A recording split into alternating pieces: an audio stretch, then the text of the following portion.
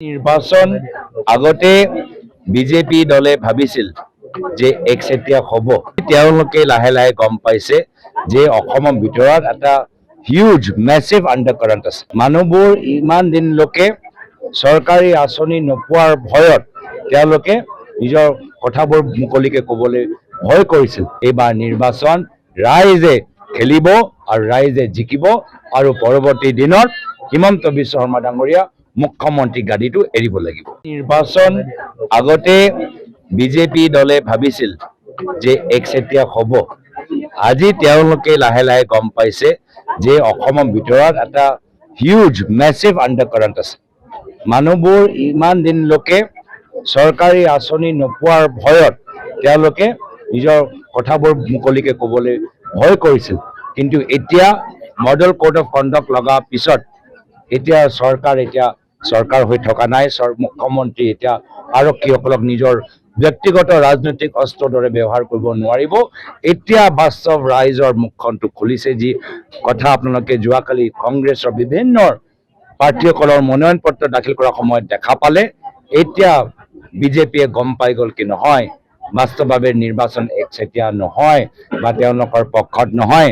এইবাৰ নিৰ্বাচন ৰাইজে খেলিব আৰু ৰাইজে জিকিব আৰু পৰৱৰ্তী দিনত হিমন্ত বিশ্ব শৰ্মা ডাঙৰীয়া মুখ্যমন্ত্ৰী গাদীটো এৰিব লাগিব। আজি আমি বিভিন্ন মণ্ডলৰ আমাৰ মণ্ডলৰ কৰ্মী, স্থানীয় ৰাইজ, স্থানীয় সংগঠনবোৰ, সমাজ সেৱকসকল, বয়োজ্যেষ্ঠসকলক ওচৰৰ পৰা লগ পাই কিছু সাংগঠনিক কথা ওপৰত আলোচনা কৰাৰ লগে লগে তেওঁলোকৰ আশীৰ্বাদ, তেওঁলোকৰ সুপৰামৰ্শ ল'বলৈ এটা প্ৰচেষ্টা। আমি কোনো ধৰণৰ বিশাল সভা আমি কৰিবলৈ বিচৰা নাই।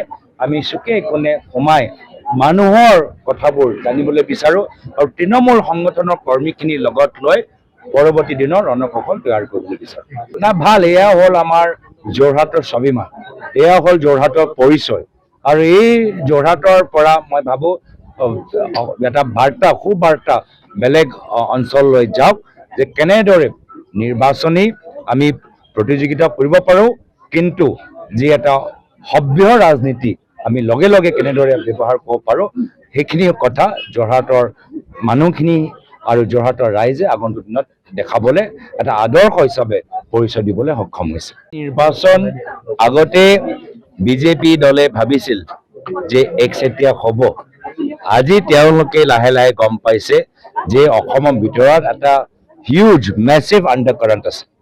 মানুহবোৰ ইমান দিনলৈকে চৰকাৰী আঁচনি নোপোৱাৰ ভয়ত তেওঁলোকে নিজৰ কথাবোৰ মুকলিকে ক'বলৈ ভয় কৰিছিল। কিন্তু এতিয়া মডেল কোড অফ কণ্ডাক্ট লগাৰ পিছত এতিয়া চৰকাৰ হৈ থকা নাই। মুখ্যমন্ত্ৰী এতিয়া আৰক্ষীসকলক নিজৰ ব্যক্তিগত ৰাজনৈতিক অস্ত্ৰৰ দৰে ব্যৱহাৰ কৰিব নোৱাৰিব।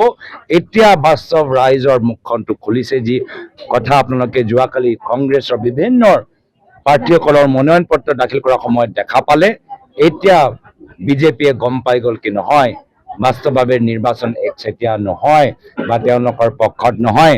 এইবাৰ নিৰ্বাচন ৰাইজে খেলিব আৰু ৰাইজে জিকিব আৰু পৰৱৰ্তী দিনত হিমন্ত বিশ্ব শৰ্মা ডাঙৰীয়া মুখ্যমন্ত্ৰী গাদীটো এৰিব লাগিব। আজি আমি বিভিন্ন মণ্ডলৰ আমাৰ মণ্ডলৰ কৰ্মী, স্থানীয় ৰাইজ, স্থানীয় সংগঠনবোৰ, সমাজ সেৱকসকল, বয়োজ্যেষ্ঠসকলক ওচৰৰ পৰা লগ পাই কিছু সাংগঠনিক কথা ওপৰত আলোচনা কৰাৰ লগে লগে তেওঁলোকৰ আশীৰ্বাদ, তেওঁলোকৰ সুপৰামৰ্শ ল'বলৈ এটা প্ৰচেষ্টা। আমি কোনো ধৰণৰ বিশাল সভা আমি কৰিবলৈ বিচৰা নাই। আমি চুকে কোণে সোমাই মানুহৰ কথাবোৰ জানিবলৈ বিচাৰোঁ আৰু তৃণমূল সংগঠনৰ কৰ্মীখিনিৰ লগত লৈ পৰৱৰ্তী দিনৰ ৰণকৌশল তৈয়াৰ কৰিবলৈ বিচাৰোঁ। না ভাল, এয়া হ'ল আমাৰ যোৰহাটৰ স্বাভিমান, এয়া হ'ল যোৰহাটৰ পৰিচয়।